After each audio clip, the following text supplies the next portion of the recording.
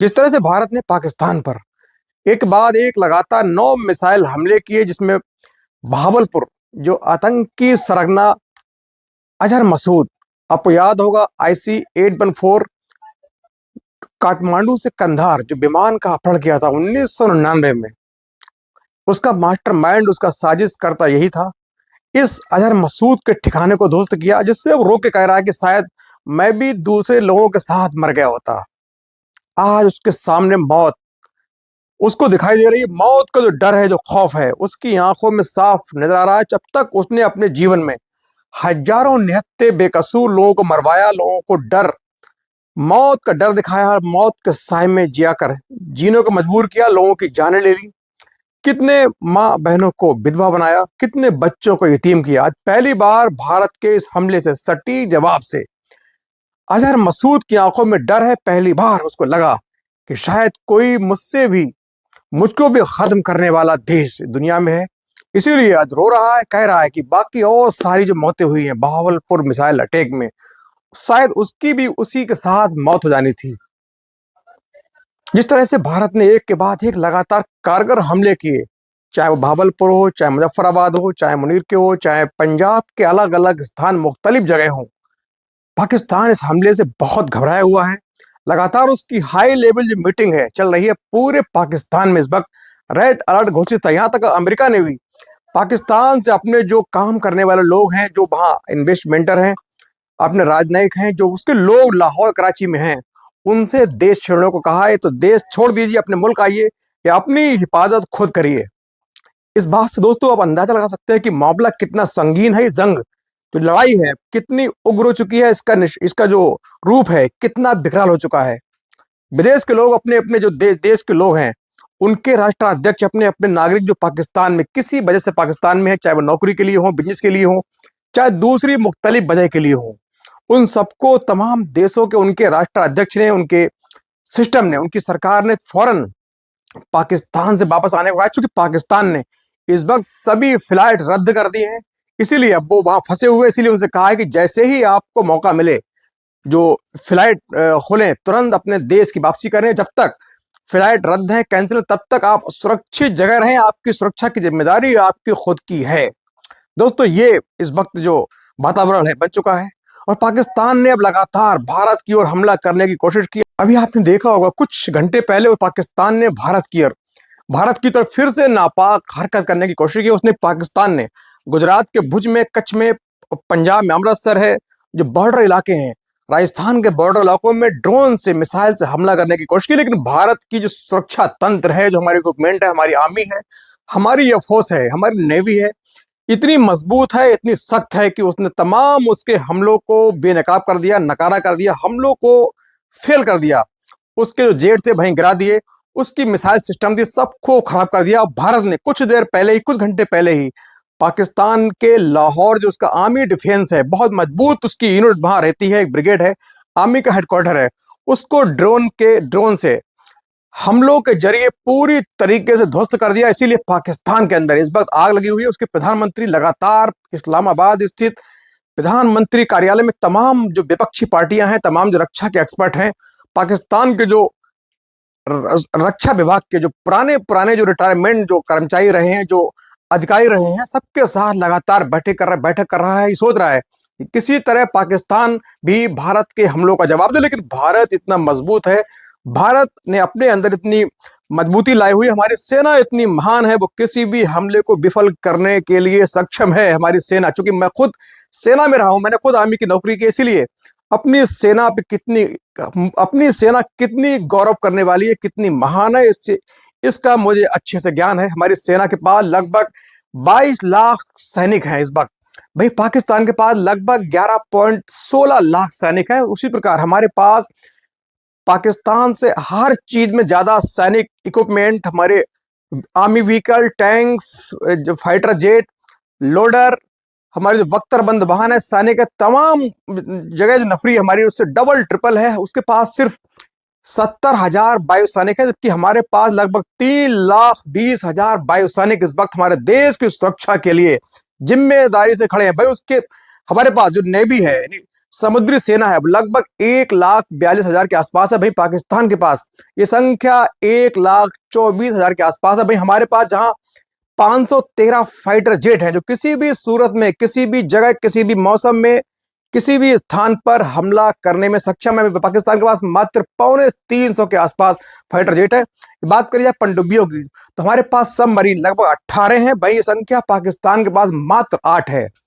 रक्षा budget की बात करें तो पाकिस्तान लगभग 10.1 अरब डॉलर अपना रक्षा बजट रक्षाओं पे खर्च करता है, जबकि हमारा रक्षा बजट लगभग उससे 8 गुना यानी 80-81 अरब डॉलर हमारा रक्षा बजट, उससे 8 गुना आगे हमारा रक्षा बजट है। यानी हर बात में हम पाकिस्तान से आगे हैं। और अब जिस तरह से हालात पैदा हो रहे हैं, नहीं लगता कि युद्ध रुके। पाकिस्तान भी लगातार पुंछ सेक्टर में अपने चौकियों से पाकिस्तानी सेना कायराना हरकत फिर कर रही है। सिविल जो नागरिक हैं उनको निशाना बनाकर लगातार फायरिंग कर रही है। तस्वीर आपने देखी होंगी किस तरह से मिसाइल के हमले, छोटी छोटी जो रॉकेट लॉन्चर हैं, LMG है, MMG है, HMG है, हाई मोटर मशीनें गने हैं, उनकी जो बैरल है, जो नाल है, उसने पाकिस्तान ने पुंछ राजौरी जो बॉर्डर एरिया है कश्मीर का, वहां सिविल नागरिक उनके घरों की और गांव की ओर खोल दिए, लगातार फायरिंग कर रहे हैं। कई लोगों की वहां मृत्यु हो चुकी है। पाकिस्तान के इस हमले का जवाब भी भारत माकूल दे रहा है। अभी कुछ देर पहले लाहौर में ड्रोन सिस्टम के जरिए बहुत बड़ा अटैक किया गया है। लाहौर का जो आर्मी, पाकिस्तानी आर्मी का डिफेंस सिस्टम है, उसको उड़ा दिया गया। उसके उड़ने से पूरे पाकिस्तान में हड़कंप मचा हुआ है। आनंद फानन में वहां के प्रधानमंत्री ने, तमाम मंत्रियों ने, विपक्ष ने, सभी पार्टियों ने इस्लामाबाद में बहुत जल्द हाई लेवल मीटिंग रखी और मीटिंग उनकी चल रही है। उनकी मीटिंग भी इस प्रकार की होगी कि शायद वो भी भारत के हमले का जवाब देने के लिए क्या करें, कैसे बचें। इस वक्त पाकिस्तान का जो अस्तित्व है उसे कैसे बचाया जाए, इस पर विचार विमर्श कर रहे होंगे। तो आपको बता दूं, ये सीधी जो लड़ाई है अब लगभग लग चुकी है, क्योंकि पाकिस्तान भी लगातार हमले कर रहा है। लेकिन हमारी जो सेना है, वायुसेना हो, चाहे एयरफोर्स हो, नेवी हो, हमारी जो इन्फेंट्री है, थल सेना हो, सब तरीके से हर हालत में उनके जो जवाब है, उनका जो हमला है, उसको खराब कर रहे हैं, विफल कर रहे हैं। हमारा जो हमला है सटीक बैठ रहा है। पाकिस्तान में इस बार भय गम का वातावरण है। पूरी पाकिस्तानी जो सेना है अलर्ट मोड में है। पूरे पाकिस्तान में अलर्ट किया गया है। बाकायदा पंजाब जो भारत से लगा हुआ उनका प्रांत है, उसमें आपातकाल की घोषणा कर दी गई है।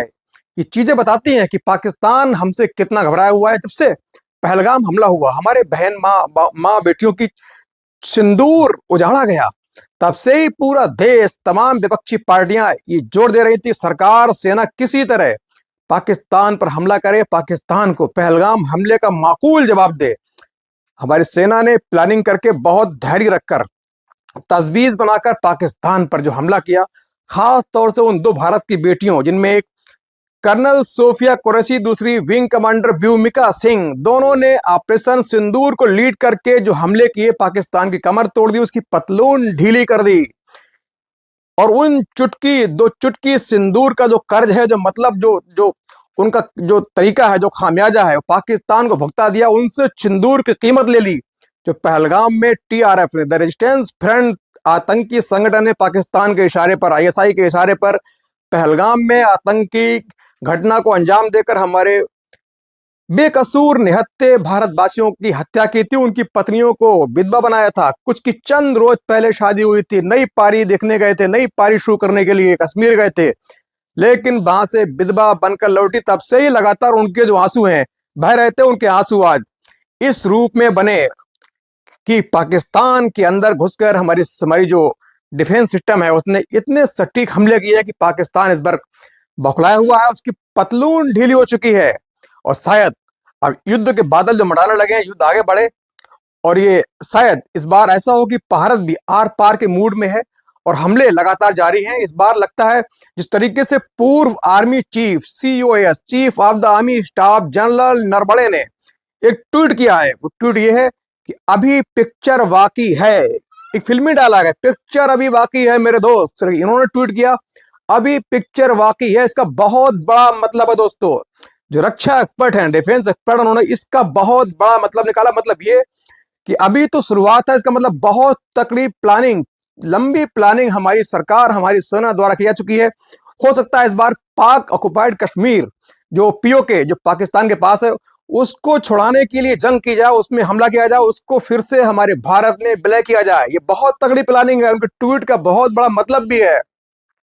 अभी पिक्चर बाकी है, तो शुरुआत है, यानी फिल्म पूरी बाकी है। तो पाक अधिकृत जो कश्मीर हमारा हिस्सा है उसको छीनेंगे तो निश्चित तौर पर आतंकवाद की कमर तोड़ने में ये मील का पत्थर साबित होगा। बहुत बड़ी यहाँ सफलता हमारी सेना हमारे देश को मिलेगी। किस तरह से पाक ऑक्युपाइड कश्मीर से जो खराब नापाक साजिशें हैं वो रची जाती हैं भारत के लिए।